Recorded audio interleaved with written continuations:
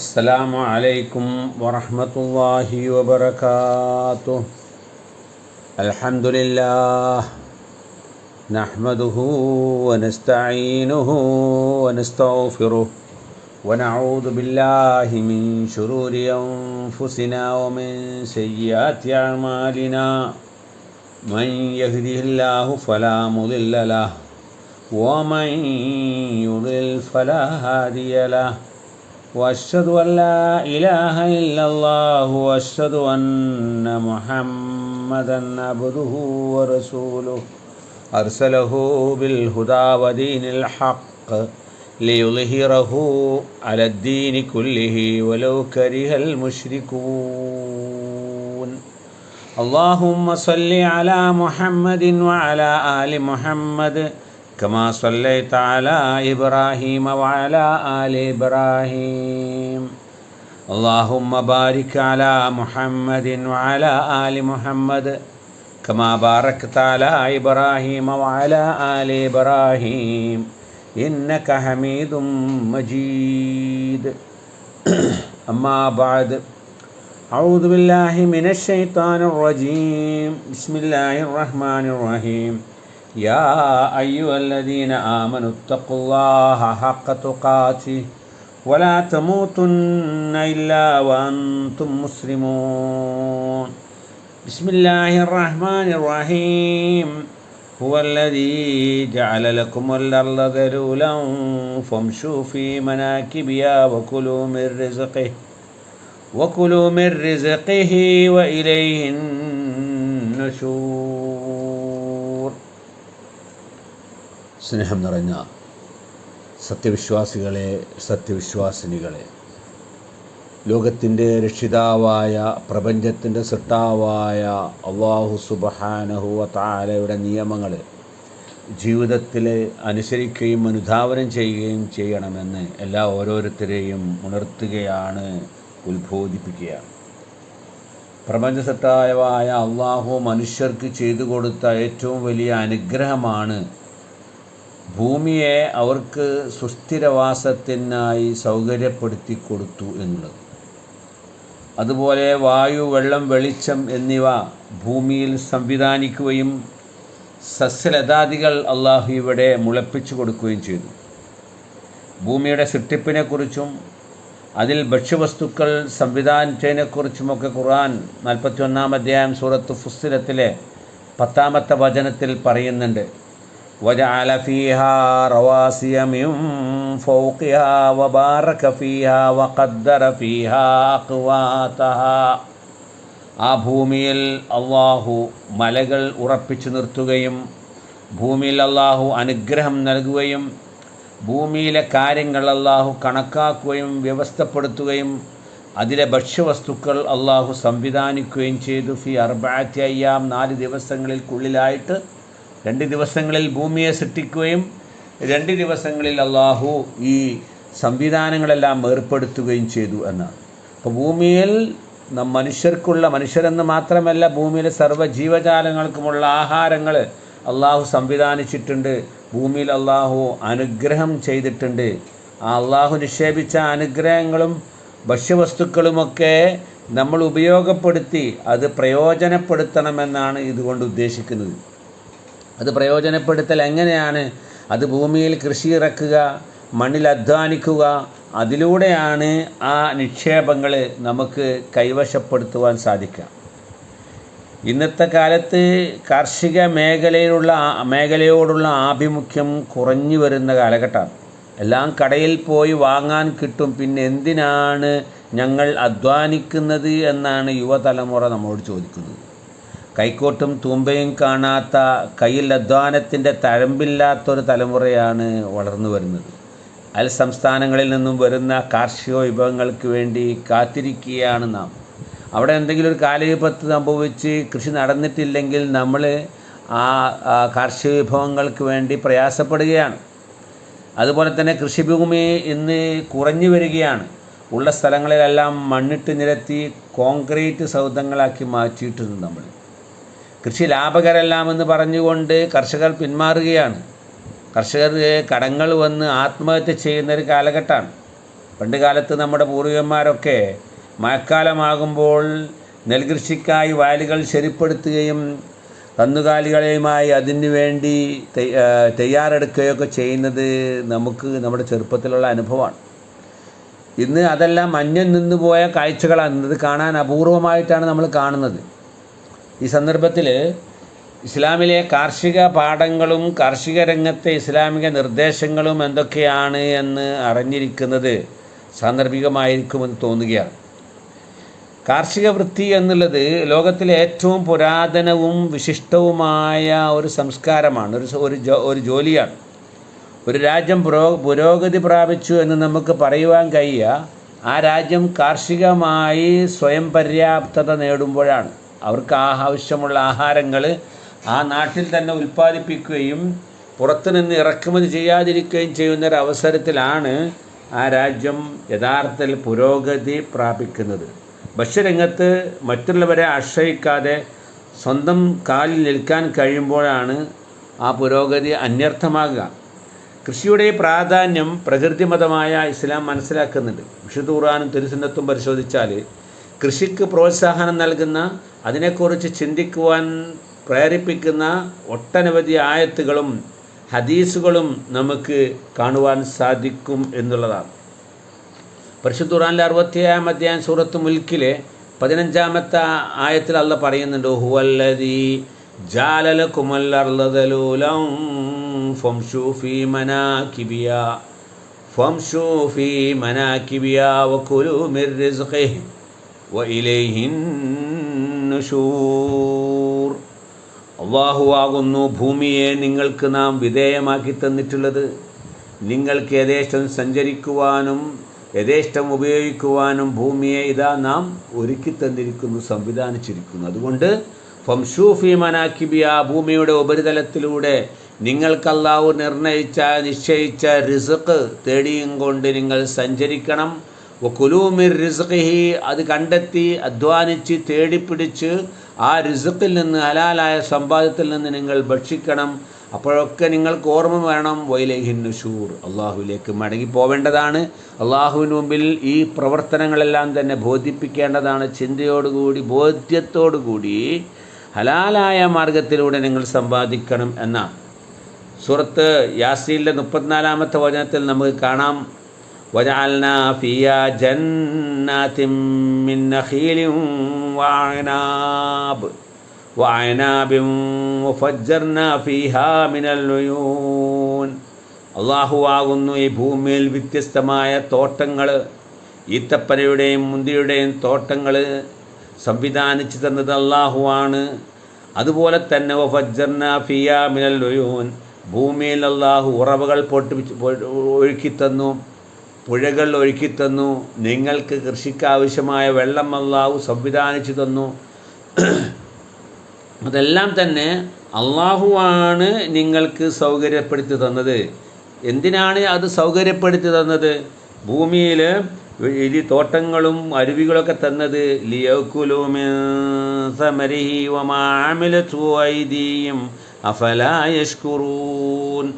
ഭൂമിയിൽ നിങ്ങൾ അധ്വാനിച്ചുണ്ടാക്കിയതിൻ്റെ, പ്രവർത്തിച്ചുണ്ടാക്കിയതിൻ്റെ ഫലങ്ങളിൽ നിന്നും നിങ്ങൾ ഭക്ഷിക്കണം. അതിൽ നിന്നും ഭക്ഷിക്കണം. അതായിരിക്കാം നിങ്ങളെ ഭക്ഷണം അല്ലേ? അതിൻ്റെ കായ്കനികൾ നിങ്ങൾ തിന്നണം. നിങ്ങൾ ഇതിനെല്ലാം അള്ളാഹുവിന് നന്ദി പറയുന്നില്ലേ എന്നാണ്. അപ്പോൾ മനുഷ്യൻ്റെ അധ്വാനത്തെ ഈ ആയത്തിൽ അള്ളാഹു പുകഴ്ത്തി പറയുകയാണ്. കൃഷിക്ക് ഇസ്ലാം നൽകിയ പ്രാധാന്യം മനസ്സിലാക്കാൻ യുദ്ധത്തിന് പോകുന്ന യോദ്ധാക്കളോട് റസൂൽ നൽകിയ ഉപദേശം മതി. ലാ തഹരിക്കന്ന നഖ്ലൻ വലാ തുഗ്രിഖന്നഹാ വലാ തഖ്തഇ ഷജറത്തൻ മുസ്മിറ. ഒരു ഈത്തപ്പനെ നിങ്ങൾ കരിച്ചു കളയരുത്, ഫലം നൽകുന്ന വൃക്ഷത്തെ നിങ്ങൾ മുറിച്ചു കളയരുത്. അതെല്ലാം തന്നെ ഈ സമൂഹത്തിന് ആവശ്യമുള്ളതാണ്, അതിനെ തകർക്കരുത് എന്നാണ്. കൃഷിക്കാവശ്യമായ മഴയെ പ്രത്യേകം എടുത്തു പറയുന്നുണ്ട് ഖുർആൻ. ആകാശത്തിൽ നിന്നും മഴ വർഷിച്ച് അത് ഭൂമിയുടെ താഴ്വരയിലൂടെ ഒഴുകുമ്പോൾ ആ വെള്ളം ഭൂമി പിടിച്ചു വെക്കുന്നുണ്ട്. അത് ലഭിച്ചുകൊണ്ട് നിർജീവമായ വരണ്ടതായ ഭൂമിക്ക് ജീവൻ വെക്കുന്നുണ്ട്. അത് സസ്യലതാദികൾ വളർന്നു വരുന്നുണ്ട്. അതിനെക്കുറിച്ചൊക്കെ ചിന്തിച്ചു നോക്കുവാൻ ഖുർആൻ ആഹ്വാനം ചെയ്യാണ്. 22-ാം അധ്യായമായ സൂറത്ത് ഹജ്ജിലെ അഞ്ചാമത്തെ വചനത്തിൽ അല്ലാഹ് പറയുന്നു വതറൽ അർള ഹാമിദതൻ ഫൈദാ അൻസൽനാ അലൈഹൽ മാ ഫൈദാ അൻസൽനാ അലൈഹൽ മാ ഇഹ്തസ്സത് അലൈഹൽ മാ ഇഹ്തസ്സത് വറബത് വഅംബതത് മിൻ കുല്ലി സൗജിൻ ബഹീജ്. വരണ്ടതായ ഭൂമി, നിർജീവമായ ഭൂമി, അത് നിനക്ക് കാണാം. വേനൽക്കാലത്ത് വെയിലേറ്റുകൊണ്ട് വരണ്ടുണങ്ങിയ വിണ്ടുകീറിയ ഭൂമി. അങ്ങനെ അതിലൊരു മഴ വർഷിച്ചാൽ നിനക്ക് കാണാം അതിൽ ജീവൻ്റെ കണങ്ങൾ സ്ഫുരിക്കുന്നത്, അതിൽ നിന്നും ചെടികൾ വളർന്നു വരുന്നത്. അമ്പത്തത്ത് മിൻകുല്ലി സൗജിൻ ബഹീജ്. ആ ചെടികൾ വളർന്നുകൊണ്ട് കൗതുകമായ സസ്യ ഇണകൾ അതിൽ നിന്നും ഉണ്ടാകുന്നു. അല്ലേ, കാലവർഷം കടന്നു വരുന്നതിന് മുമ്പ് നമ്മുടെ നാട്ടിലെ വേനൽക്കാലത്തെ വരണ്ട ഭൂമി നമ്മളൊന്ന് ആലോചിച്ച് നോക്കുക. മഴ വർഷിച്ചതിന് ശേഷം ആ ഭൂമി ഹരിതവർണ്ണമായി പച്ചപ്പുള്ളതായി മാറിയോ നമുക്കറിയാം.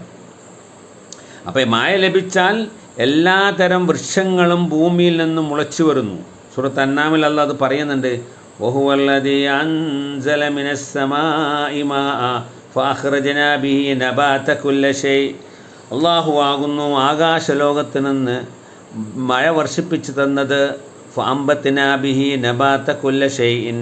ആ മഴ ലഭിച്ചുകൊണ്ട് ഭൂമിയിൽ നിന്ന് എല്ലാ വസ്തുക്കളുടെയും മുളകൾ പൊന്തി വരുന്നു. ഒരു മഴ പെയ്തു കഴിഞ്ഞാൽ ഭൂമിയിൽ നിന്നതാ നമ്മൾ കാണാത്ത വിത്തുകളിൽ നിന്നും മുളകൾ പൊന്തി വരികയാണ്.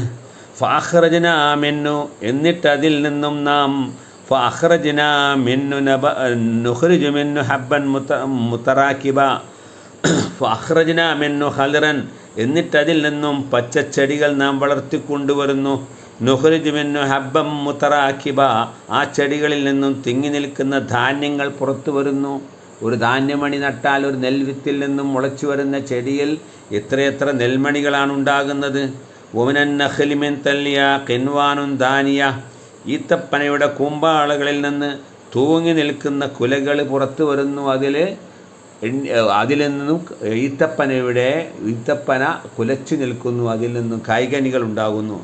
വജന്നാത്തിൻ മിൻ അനാബിൻ വസ്സൈത്തൂന വറുമ്മാന മുതശാബിയൻ വഗൈറ മുതശാബിയ. അതുപോലെ തന്നെ ഈ മുന്തിരിയുടെ തോട്ടങ്ങൾ, പരസ്പരം തുല്യത തോന്നുന്നതും എന്നാൽ തുല്യതയില്ലാത്തതുമായ ഉറുമാൻ പഴത്തിൻ്റെയും ഒലീവ് വൃക്ഷത്തിൻ്റെയും പഴങ്ങൾ. എന്നിട്ട് നമ്മോട് പറയാണ് ഉൻദുറു ഇലാ സമരിഹി ഇദാ അസ്മർ.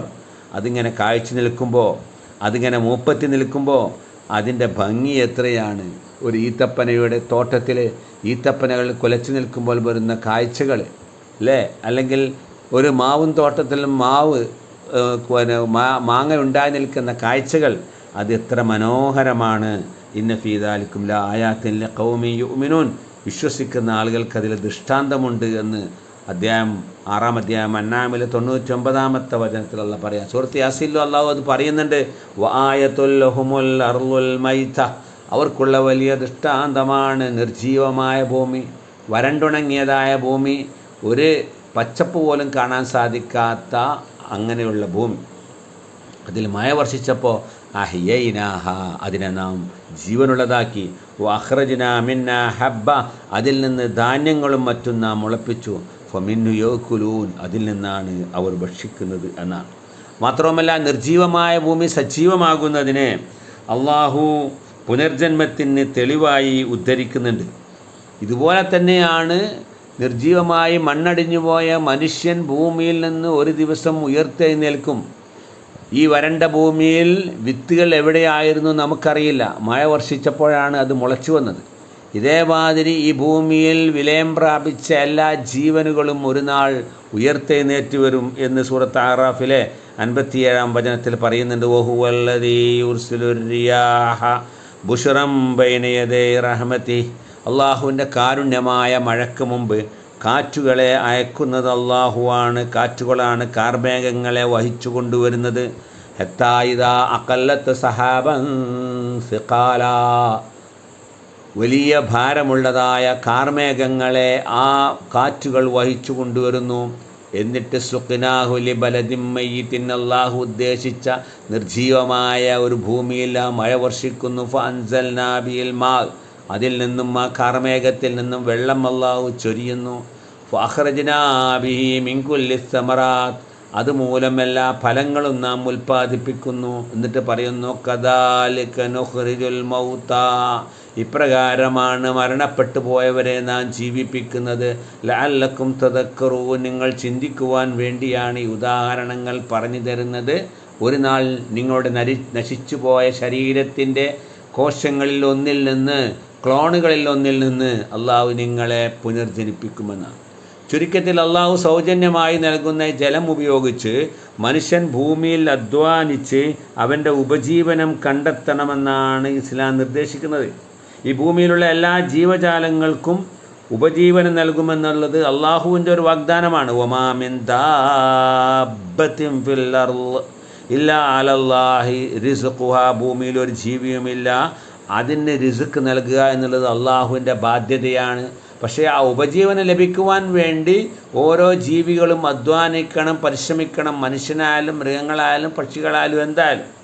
മനുഷ്യനോട് അള്ളാഹു പറയുന്നുണ്ട്, യാ അയ്യുവൽ ഇൻസാനു ഇന്നക കാദിഹുൻ ഇലാ റബ്ബിക കദ്ഹം ഫമുലാഖിഹി, മനുഷ്യ നീ അള്ളാഹുവിൻ്റെ അടുക്കിലേക്ക് എത്തിച്ചേരുന്നതിന് മുമ്പ് ഒരുപാട് അധ്വാനങ്ങൾ, പ്രവർത്തനങ്ങൾ ഈ രാജ്യത്ത്, ഈ ലോകത്ത്, ഭൗതിക ലോകത്ത് നടത്തുന്നവനാണ്. അങ്ങനെ അവസാനം അള്ളാഹുവിനെ നീ കണ്ടുമുട്ടും. അപ്പോൾ ആ പ്രവർത്തനങ്ങളൊക്കെ അള്ളാഹുവിൻ്റെ മുമ്പിൽ ന്യായീകരിക്കാൻ പറ്റിയതായിരിക്കണം എന്നാണ്. അപ്പോൾ വിവിധ പ്രവർത്തനങ്ങളാൽ നിരതമായ ഒരു ജീവിതമാണ് മനുഷ്യർക്ക് ഈ ഭൂമിയിലുള്ളത് എന്നുള്ളതാണ്. ഭൂമിയിലുള്ളവൻ അതിൽ അധ്വാനിക്കണം, അപ്പോൾ അതിൽ കൃഷി ഇറക്കണം. ഭൂമിയുള്ള ആളുകൾ ആ ഭൂമിയിൽ അധ്വാനിക്കണം.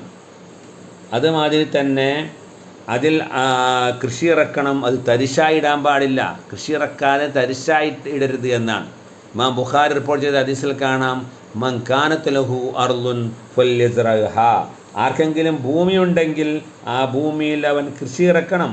ഔ യംനഹ അഖാഹു, അതല്ലെങ്കിൽ അവൻ്റെ സഹോദരന് കൃഷി ചെയ്യാൻ വേണ്ടി കൊടുക്കണം. ഫൈനബ, ഒരാളത് രണ്ടിനും വിസമ്മതിക്കുന്നില്ലെങ്കിൽ ഫല്യുംസിക് അർലഹു, ഇസ്ലാമിക ഗവൺമെൻറ് അവൻ്റെ ഭൂമി പിടിച്ചെടുത്തുകൊണ്ട് കൃഷി ചെയ്യുവാൻ വേണ്ടി കർഷകന് നൽകണം എന്നാണ്.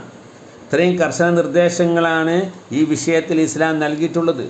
ഇസ്ലാമിക ഗവൺമെൻറ് അത് പിടിച്ചെടുത്ത് കൃഷി ചെയ്യുന്നതിന് കൊടുക്കണമെന്നാണ്.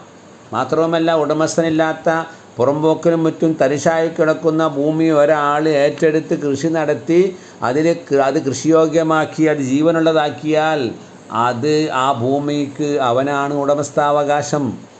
ഇസ്ലാമിക ഗവൺമെൻറ് ആ ഭൂമിക്ക് അവൻ്റെ പട്ടയം നൽകണമെന്നാണ് ഇസ്ലാം പറയുന്നത്. ഇമാം അഹ്മദിൻ്റെ ഹദീസിൽ കാണാം, മൻ അഹ്യ അർളൻ മൈതൻ ഫയ്യലഹു, നിർജീവമായ തരിശായ ഭൂമി ഒരാൾ സജീവമാക്കി കൃഷിയോഗ്യമാക്കിയാൽ അത് അവനുള്ളതാണ് എന്ന്.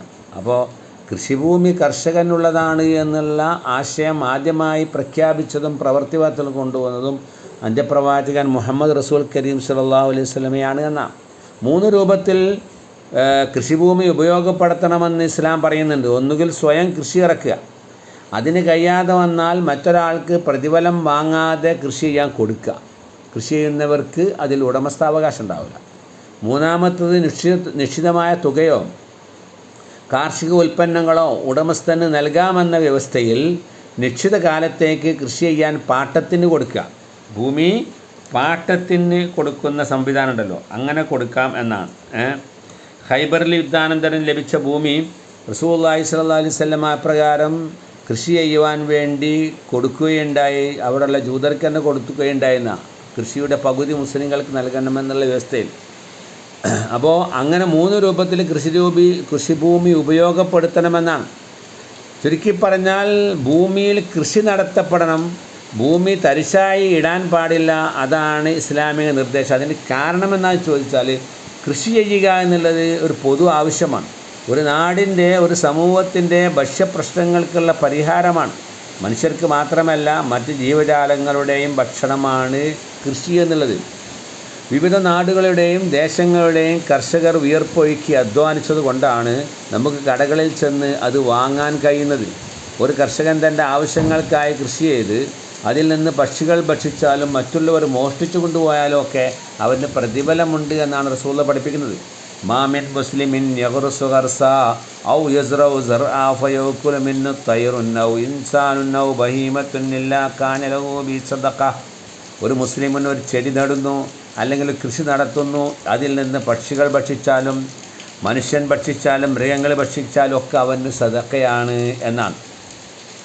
ഒരു നാട്ടിൽ കാർഷിക രംഗം സജീവമാകുമ്പോൾ ഒരുപാട് നേട്ടം അവർക്ക് അതുമൂലം ലഭിക്കുന്നുണ്ട്. ഒരുപാട് പേർക്ക് അതിലൂടെ തൊഴിൽ ലഭിക്കുമെന്നുള്ളതാണ് ഒരു വലിയ കാര്യം. ഇന്ന് നമ്മൾ വൈറ്റ് കോളർ ജോലി മാത്രമാണ് തൊഴിലെന്ന് കണക്കാക്കിയത്. എന്നാൽ കൃഷിരംഗം കൊണ്ട് തന്നെ ഒരുപാട് ജോലി ലഭിക്കുവാനും ഉന്നതിയിലെത്തുവാനും സാമ്പത്തിക പുരോഗതി നേടുവാനും സാധിക്കുമെന്നുള്ളതാണ്. അതുപോലെ തന്നെ ഭക്ഷ്യസുരക്ഷ ആ നാട്ടിലുണ്ടാവും. ആ നാട്ടിൽ മറ്റുള്ളവരെ ആശ്രയിക്കാതെ ഭക്ഷ്യരംഗത്ത് സുരക്ഷ ഉണ്ടാകും. അതുപോലെ തന്നെ പ്രകൃതിക്ക് വലിയ സംഭാവനയാണ് കൃഷി മൂലം ലഭിക്കുന്നത് എന്നാണ്. കൃഷി ചെയ്യുമ്പോൾ പ്രകൃതിക്ക് വലിയ സംഭാവനയാണ് അവർ നൽകുന്നത്. ഇങ്ങനെയുള്ള ഗുണങ്ങളൊക്കെ കൃഷി കൊണ്ട് ഉണ്ട്. എന്നാൽ ചില കാര്യം കർഷകർ ശ്രദ്ധിക്കേണ്ടതുണ്ട്. കാർഷിക വിഭവങ്ങൾ വിൽക്കുകയാണെങ്കിൽ അത് പാകമാകുന്നതിൻ്റെ മുമ്പ് വിൽക്കരുത്. ഒരു തെങ്ങ് വിൽക്കുകയാണെങ്കിൽ തെങ്ങിൽ പാകമാവാത്ത തെങ്ങക്ക് വരാൻ പോകുന്ന അടുത്ത വർഷത്തേക്കുള്ള തെങ്ങ് പാട്ടത്തിന് കൊടുക്കരുത് എന്നാണ്. കായ്കനികൾ മൂപ്പെത്തുമോ എന്ന് അറിയുന്നതിന് മുമ്പ് വിറ്റാൽ വാങ്ങുന്നതിന് വലിയ നഷ്ടം ഉണ്ടാവും. അല്ലെങ്കിൽ വലിയ കായ്കനികൾ ഉണ്ടായാൽ വിൽക്കുന്നയാൾക്ക് വലിയ നഷ്ടം ഉണ്ടാവും. അതുകൊണ്ട് റസൂലുള്ളാഹി പറഞ്ഞു, മൂപ്പെത്തിയതിന് ശേഷം കായ്കനികൾ വിരിഞ്ഞ് വ്യക്തമായതിന് ശേഷം വിൽക്കാവൂ. അതിന് റസൂലുള്ളാഹി സ്വല്ലല്ലാഹു അലൈഹി വസല്ലമ നഹ അൻ ബൈഇ സിമാരി യത്താ യബ്ദു വസലാഹുഹ. റസൂലുള്ളാഹി കായ്കനികൾ വിൽക്കുന്നത് വിരോധിച്ചു. അതിൻ്റെ യത്താ യബ്ദു വസലാഹുഹ, അതിൻ്റെ നന്മയും തിന്മയും വെളിവാകുന്നതിന് മുമ്പ് എന്ന് വെച്ചാൽ അത് തിരിച്ചറിയുന്നതിന് മുമ്പ്, കായ്കനികൾ തിരിച്ചറിയുന്നതിന് മുമ്പ്, മൂപ്പെത്തുന്നതിന് മുമ്പ് അത് വിൽക്കുന്നതും വാങ്ങുന്നതും പ്രവാചകൻ നിരോധിക്കുകയാണ്. മറ്റൊരു ഹദീസിൽ കാണാം എത്താ തഹ്മാറ, അത് മൂപ്പെത്തി ചുവപ്പാകുന്നത് വരെ. അറായിത്ത ഇതാ മനല്ലാഹു സമറത്ത ബിമാ യൗഖുദുക്കും മഹദുക്കും ആലാഹി.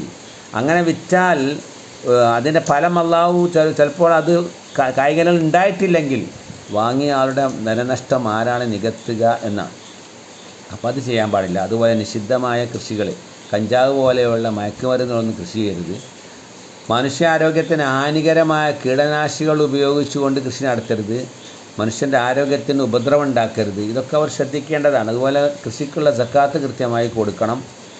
അത് കൊയ്തെടുക്കുമ്പോൾ തന്നെ കൊടുക്കാം, വർഷത്തിൽ കൊടുക്കാം. 6 കിൻഡൽ അഥവാ 600 കിലോ അരിയുടെ വിലക്ക് തുല്യമായ ഉൽപ്പന്നങ്ങൾ പല കൃഷിയിലൂടെയും ഒരു വർഷം ലഭിച്ചാൽ അതിൻ്റെ 10%, 5% സക്കാത്ത് കൊടുക്കണം.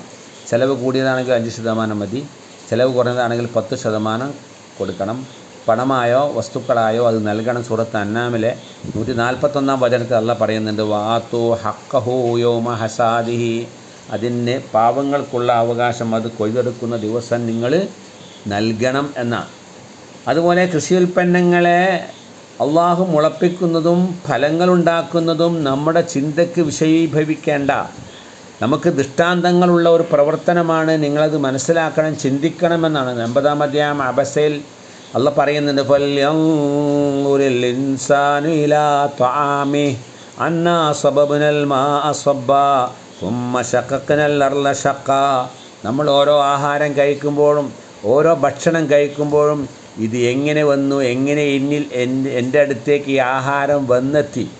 ഏതോ രാജ്യത്ത് ഏതോ കർഷകർ അവിടെ അള്ളാഹു മഴ വർഷിപ്പിച്ചു കൊടുത്തു ആകാശത്തിൽ നിന്ന്. എന്നിട്ട് ആ സസ്യലതാദികൾ മുളപ്പിച്ചു കൊടുത്തു. അത് കൃഷി നടത്തി, അങ്ങനെ അവർ വിൽപ്പന നടത്തിയിട്ടാണ് ഇങ്ങോട്ട് കയറ്റുമതി ചെയ്ത് വന്നത്. നിങ്ങൾ ചിന്തിക്കുന്നുണ്ടോ അത് എന്നുള്ള ചോദിക്കുകയാണ്. അഫറഅയ്തും മാ തഹറുസൂൻ അഅൻതും തസ്റഊനഹു അം നഹ്നു സാരിഊൻ. നിങ്ങൾ കൃഷി ചെയ്യുന്നതിനെക്കുറിച്ച് നിങ്ങൾ ചിന്തിച്ചിട്ടുണ്ടോ? ആ കൃഷിയെ മുളപ്പിച്ച് വളർത്തുന്നത് ആരാണ്? നിങ്ങളാണോ നാമാണോ? നമ്മൾ നിലമുഴുത് പാകപ്പെടുത്തി അതിൽ വിത്തിറക്കി വെള്ളവും ഒക്കെ നൽകി. എന്നാൽ അതിൽ ഏതാണ് മുളയ്ക്കേണ്ടത് ഏത് മുളയ്ക്കേണ്ട തീരുമാനിക്കുക അള്ളാഹുവാണ്. അപ്പം മുളപ്പിക്കുന്ന അള്ളാഹുവാണ്. അതുകൊണ്ടാണ് റസൂലുള്ളാഹി പറഞ്ഞു, നിങ്ങൾ കൃഷി ചെയ്തിട്ട് നിങ്ങൾക്ക് കൊല്ലം ഒരു 10 പറ ഉൽപ്പന്നമുണ്ടായി എന്ന് പറയരുത്. ഉൽപ്പന്നം ഉണ്ടാക്കുന്നത് അള്ളാഹുവാണ്. നിങ്ങൾക്ക് വലാക്കില്ലി അക്കുല്ല അറസ്തു, ഞാനിന്നൊരു ഇത്ര കൃഷി ഇറക്കി എന്ന് പറയാം. എന്ന് നമ്മൾ വിളയിട്ടു എന്ന് പറയാം. ഉൽപ്പാദിപ്പിക്കുന്നവൻ അള്ളാഹുവാണ്. ഒരു ചെറിയ വിത്തിൽ നിന്നും ഉറപ്പാർന്ന വലിയ വൃക്ഷം, അതും മനുഷ്യായുസിനേക്കാൾ എത്രയോ വർഷം നീണ്ടു നിൽക്കുന്ന വൃക്ഷം ആണ് ഒരു വിത്തിൽ നിന്നും മുളച്ചു വലുതായി ഉണ്ടാകുന്നത്. നമ്മൾ ചിന്തക്ക് വിഷയീഭവിക്കേണ്ടതാണത്. ഒരേ വളവും വെള്ളവും നൽകിയ വിത്തിൽ നിന്നും വ്യത്യസ്ത രുചിയുള്ള ഫലങ്ങളാണ് ഉണ്ടാകുന്നത്. വ്യത്യസ്ത വർണ്ണങ്ങളുള്ള ചെടികളാണ് ഉണ്ടാകുന്നത് അല്ലേ. ചിലതിൻ്റെ ധാന്യമാണ് നമ്മൾ ഉപയോഗിക്കുന്നതെങ്കിൽ ചിലതിൻ്റെ പൂവാണ് നമ്മൾ ഉപയോഗിക്കുന്നത്. ചിലതിൻ്റെ വേരാണ് നമ്മൾ ഉപയോഗിക്കുന്നത് അല്ലേ. മരക്കിഴങ്ങ്, മധുരക്കിഴങ്ങിൻ്റെ ഒക്കെ. ചിലതിൻ്റെ തൊലികൾ ഉപയോഗിക്കുന്നു, ചിലതിൻ്റെ ഇലകൾ ഉപയോഗിക്കുന്നു. ഇങ്ങനെയൊക്കെ അതിൻ്റെ ഉപയോഗങ്ങൾ വ്യത്യസ്തമാണ്. അപ്പോൾ ഇതിലൊക്കെ ചിന്തിക്കുന്ന ആളുകൾക്ക് ദൃഷ്ടാന്തമുണ്ട്. വല്ലന്നുറൽ ഇൻസാൻ ഇലാ തആമി, ഞങ്ങൾ ചിന്തിച്ച് നോക്കണം എന്നാണ്.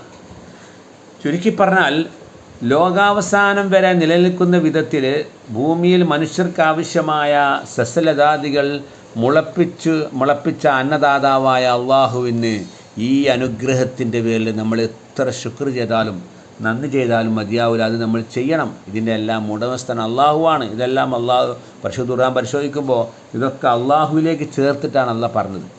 അതുപോലെ തന്നെ അള്ളാഹു നൽകിയ ഈ അനുഗ്രഹം നാം ഉപയോഗപ്പെടുത്തണം. നമ്മൾ കൃഷി ചെയ്യണം. അതുപോലെ തന്നെ അള്ളാഹ് പറയുന്നുണ്ട്, നിങ്ങൾ കൃഷി നടത്തിയാൽ നാം പല വിഭവങ്ങൾ മുളപ്പിച്ച് തരാമെന്ന് പറയുമ്പോൾ നമ്മുടെ കൈകൾ കൊണ്ട് ഒരു വിത്തെങ്കിലും നമ്മൾ നടണമെന്നാണ്. അത് സദഖത്തുൻ ജാരിയാണ്. അത് അന്തരീക്ഷത്തിൽ പടർന്നു പന്തലിച്ച് പല വിഭവങ്ങൾ നൽകുന്ന കാലത്തോളം അതിൻ്റെ പ്രതിഫലം നമ്മൾ മരിച്ചാലും നമ്മുടെ ഖബറിലേക്ക് എത്തിച്ചേർന്നുകൊണ്ടിരിക്കുകയാണ്. നമ്മുടെ ഒരു പ്രവർത്തന ഫലമായിട്ടാണ് ആ ചെടി അവിടെ മുളച്ചു വന്നത്, ആ വൃക്ഷം അവിടെ ഉണ്ടായത്. നമ്മുടെ പൂർവികന്മാർ കൃഷി ചെയ്ത ഭക്ഷണമാണ് ഭക്ഷിക്കുന്നത്. വരും തലമുറയ്ക്ക് വേണ്ടി നമ്മുടെ കൈകൊണ്ട് നമ്മൾ ഇതുവരെയും ഒരു ചെടി പോലും നട്ടിട്ടില്ല എന്നുള്ളതാണ് സത്യം. നമ്മൾ ചിന്തിക്കുക. റസൂലുള്ളാഹി പറഞ്ഞത്, ലോകം അവസാനിക്കുകയാണെങ്കിലും നിങ്ങളുടെ കൈകൾ ഒരു ചെടി ഉണ്ടെങ്കിൽ, വൃക്ഷത്തൈ ഉണ്ടെങ്കിൽ അത് നടണമെന്നാണ്. ഇൻ ഖാമത്തിസ് സലാ വഫീ യദി അഹദിക്കും ഫസീല ഫൽയഗ്റുസുഹാ.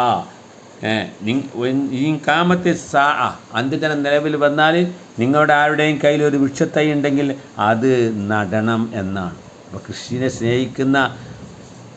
സ്നേഹിക്കുന്ന ഒരു കർഷകൻ കൃഷിയെ അവനെ സന്താനങ്ങളെപ്പോലെയാണ് അവർ കാണുന്നത്. അതിന് വെള്ളം നൽകി വളം നൽകി അത് വളർന്നു വരുമ്പോൾ അവരുടെ മക്കൾ വളർന്നു വരുന്നത് പോലെയാണ് അല്ലേ. അതിനെ സ്നേഹിക്കുക. കൃഷിയെ നമ്മൾ സ്നേഹിക്കണം. നമ്മുടെ ആവശ്യത്തിന് ഒരു അടുക്കളത്തോട്ടമെങ്കിലും നമുക്കുണ്ടാവണം. അത് നമ്മൾ ചെയ്യുമ്പോൾ നമ്മൾ അള്ളാഹുവിൻ്റെ കൽപ്പന നിർവഹിക്കുകയാണ് ചെയ്യുന്നത്. അതിന് നമുക്ക് അള്ളാഹുവിൽ പ്രതിഫലമുണ്ട് എന്ന് നമ്മൾ മനസ്സിലാക്കുക. അതോടൊപ്പം നാം നമ്മുടെ നാടിനെയും നമ്മുടെ സമൂഹത്തെയും സേവിക്കുകയാണ് ഈ പ്രവർത്തനത്തിൽ ചെയ്യുന്നത്. അപ്പോൾ മഹത്തായ ഒരു കർമ്മമാണ് കാർഷിക വൃത്തി എന്നുള്ളത്. അതൊരു മഹത്തായ കർമ്മമാണ്. ആ കർമ്മത്തിൻ്റെ വില മനസ്സിലാക്കി ആ കൃഷിയുമായി ഒരു ബന്ധം നമുക്ക് ഉണ്ടാവണം. അതിനോട് സ്നേഹമുണ്ടാവണം. നമ്മുടെ അടിസ്ഥാന ആവശ്യമായ ആഹാരത്തിൻ്റെ അടിസ്ഥാന ശിലയാണ് കൃഷി എന്നുള്ളത്. അപ്പോൾ അതിനെ സ്നേഹിക്കുക, വിശുദ്ധ ഇസ്ലാമിൻ്റെ നിർദ്ദേശങ്ങൾ ആ വിഷയത്തിലുള്ളത് പാലിക്കുക, അള്ളാഹുവിൻ്റെ കൽപ്പന അനുസരിക്കുക, ആ പ്രവൃത്തിയിലൂടെ അള്ളാഹുവിൽ നിന്നും പ്രതിഫലം കാക്ഷിക്കുക. അത്തരം സത്യവിശ്വാസികളിൽ അള്ളാഹു നമ്മളെല്ലാവരെയും ഉൾപ്പെടുത്തി അനുഗ്രഹിക്കുമാറാട്ടെ. നമ്മുടെ ജീവിതത്തിൽ വന്നുപോയ തെറ്റുകൾ, കുറ്റങ്ങൾ, പാപങ്ങളെല്ലാം നമുക്ക് വിട്ടുപുറത്ത് മാപ്പാക്കി തരുമാറാവട്ടെ. നമ്മുടെ ഇടയിൽ രോഗങ്ങൾ കൊണ്ട് വിഷമിക്കുന്ന ആളുകൾക്ക് അല്ലാഹ് ശിഫയും ആഫിയത്തും നൽകി അനുഗ്രഹിക്കുമാറാവട്ടെ. മരണപ്പെട്ടു പോയവർക്ക് അല്ലാഹു മഗ്ഫിറത്തും മർഹമത്തും പ്രദാനം ചെയ്യുമാറാവട്ടെ. അല്ലാഹുമ്മ ഗ്ഫിർ ലിൽ മുഅ്മിനീന വൽ മുഅ്മിനാത്ത് വൽ മുസ്ലിമീന വൽ മുസ്ലിമാത്ത് അൽ അഹ്യാഇ മിൻഹും വൽ അംവാത്ത് إنك مجيب الدعوات يا قاضي الحاجات. اللهم أعز الإسلام والمسلمين وأذل الشرك والمشركين. اللهم أجرنا من النار. اللهم أجرنا من النار. اللهم أجرنا من النار. ربنا اغفر لنا ولإخواننا الذين سبقونا بالإيمان ولا تجعل في قلوبنا غلا للذين آمنوا ربنا إنك رؤوف رحيم.